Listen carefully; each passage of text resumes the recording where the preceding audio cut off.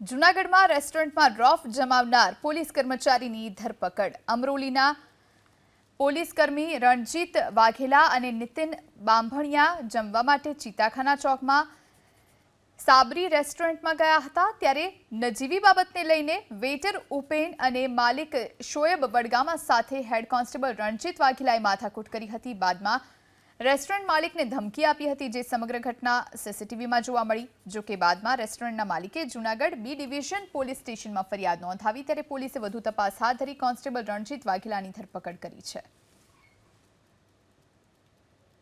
જે બાબતે 351 સબક્લોઝ 3 મુજબ ગુનો દાખલ કરવામાં આવેલો।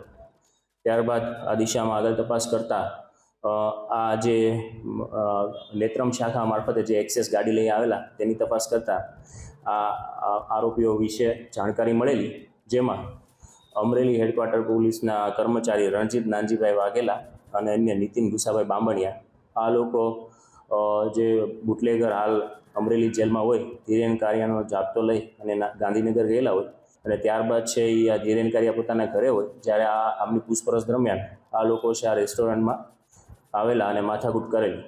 હવે આ દિશામાં છે હાલ બી ડિવિઝન પીઆઈ તપાસ કરી રહેલા છે। એક મુખ્ય આરોપી રણજીત નાનજીભાઈ વાઘેલા તેની ધરપકડ કરવામાં આવેલી છે। પૂછપરછ દરમિયાન પોતે આ દારૂ છે એ ચેમ્પિયન ઉર્ફે અમિત ધીરુભાઈ રાઠોડ પાસેથી લાવેલાની હકીકત જણાવેલી છે। તો અમિત રાઠોડને પણ રાઉન્ડ અપ કરવામાં આવેલો છે અને આગળની તપાસ બી ડિવિઝન પીઆઈનો કરી રહેલ છે।